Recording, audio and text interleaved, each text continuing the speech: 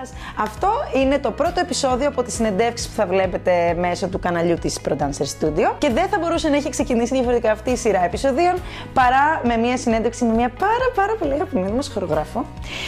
Οπότε η συνέχεια της συνέντευξης θα πρέπει να γίνεται σε δύο γλώσσες και ελπίζουμε να ρυθμίσετε τους υπότιτλους εκεί που πρέπει για να τα καταλαβαίνετε όλα. Hi! Hi, how's it going, Claire? It's going good. How are you here again? Oh, I'm here because I came for 2 jobs for a month and a half, and I said, okay, I'm not leaving without doing a workshop at ProDancers, please. You see what's going on here? We love her so much that she always thinks of coming, and we always say, like, you're welcome here, and you know that you've been here since the school started. Yes, yes. In the first year? Yeah. You were one of the first workshops we held. Yeah, absolutely. It was so much fun. And that ProDancers for me feels like family. Like, I can't go to Greece and not go to ProDancers. I'll make the trip out of my way, yeah, for sure. And people here, like, love you so much. There's always a huge rate of people wanting to join the class, and it always goes sold out in a day. You know that. So yes, I wanted to ask you some questions that people are asking me to ask you because they, you know, some people are intimidated. I don't know why.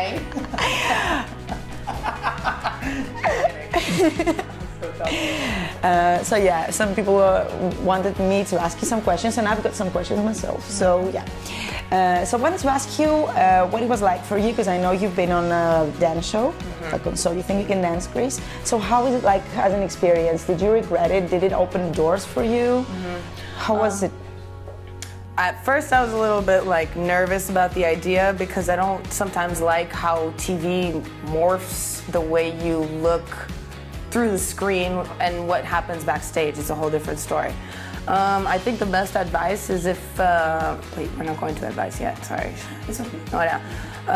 I think it was a great experience if you kind of just go for the purpose of knowing that you're going to be in a competition show and basically getting to work with incredible mentors and watching yourself progress like super fast because you're dancing all day. And it was a very good experience, zero regrets. It opened so many doors for me, big time, of course. Exposure helps, you know, you're on TV, and that's how it happens realistically. Do you think there's dancers that if they won't decide to go to a show like that will never be seen otherwise? Or do you think there's other ways you can do it as well? But I think there's definitely other ways. You don't have to be on a TV show. Yes, absolutely.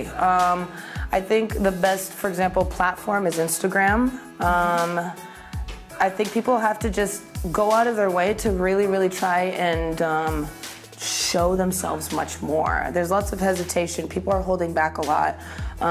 And it's a waste of time. Like, if you think that you're decent and good at something, just post the hell out of it. Go all out. You know what I mean? that was exactly my next question. Like, when do you know that you've reached a level that you can expose yourself? Because, you know, there's a lot of people that feel less than they are, and they won't like dare post their dance video out there. And they're always trying to reach a higher level, and then they never do it. I think now Instagram is so condensed with all different types of people and different levels and different everything, and people are starting to become so open-minded, even if they just took their first ballet class or they're like prima ballerinas. I think there's, depending, you know, on how nice people can be, who knows, that people support people big time. So, I mean, if you state, you know, this is my first ballet class, or this is my, you know, like my show from da-da-da-da-da. I didn't answer this question well at all. No, you did. No, the point is like there's if you describe what you're posting in the right way. I think it helps, yeah, because people are always gonna hate. They're gonna be like, what the heck? Does she think she's a pro? No. It's like, okay, it's my first dance class. Give me a break here. And just be confident and don't give up what anybody thinks. It's the truth, honestly. And it starts with progression. It does. You start like feeling like it's working, and you're getting people's attention, and that's how it happens. And then it gives you motive to... You're like, oh, I need to do a new video. This is working.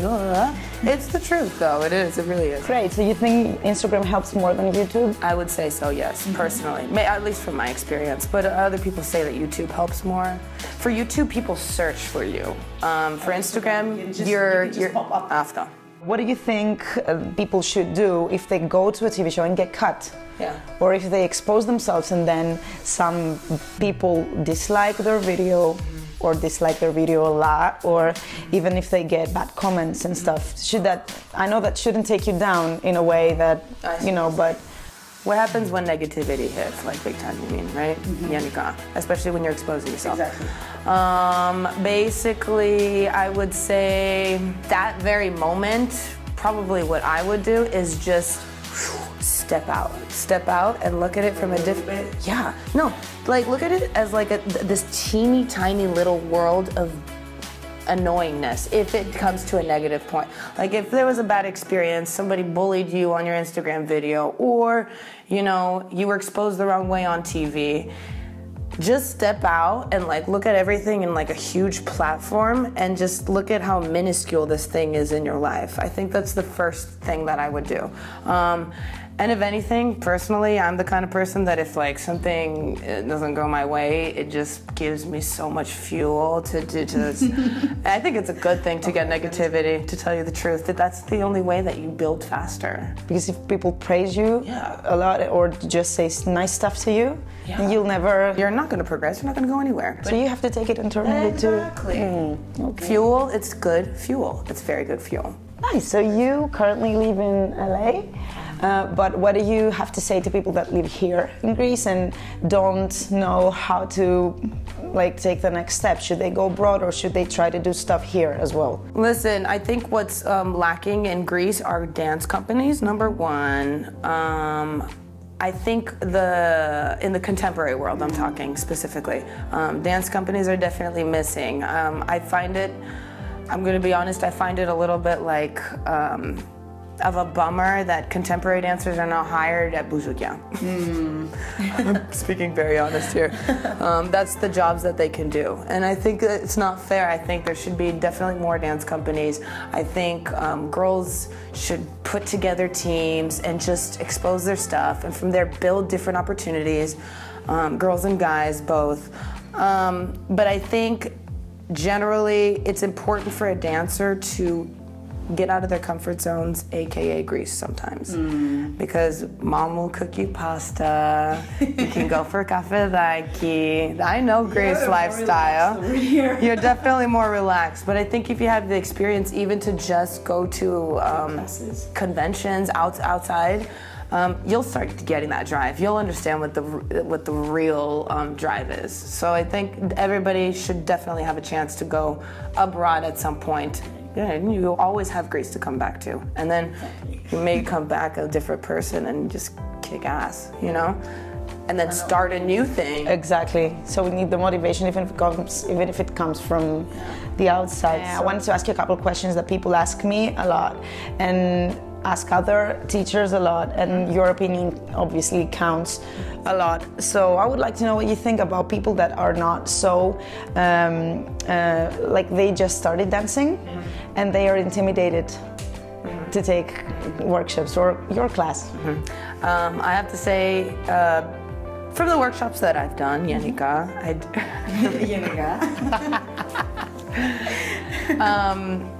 sometimes I'm starting to see familiar faces that I'm like, I know that they're on the corner and back of the room and they're quiet and they barely dance and they're like freaking out, but they have the strength to come to the second one. Once they come to that second one, they're like, oh, I'm starting to feel a little comfortable. I remember this. I know that then they get this, I see a progression in people that are intimidated. And that's, for me, the most exciting, more than the advanced, video kids. I think it's a pleasure to see people that push themselves, even if they start in the back and they don't know what the heck they're doing. They can't do it yet, whatever.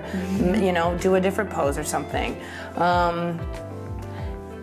I think the way I choreograph, it looks intimidating because I will post the most extreme of the extreme, but everybody can actually pull it off somehow.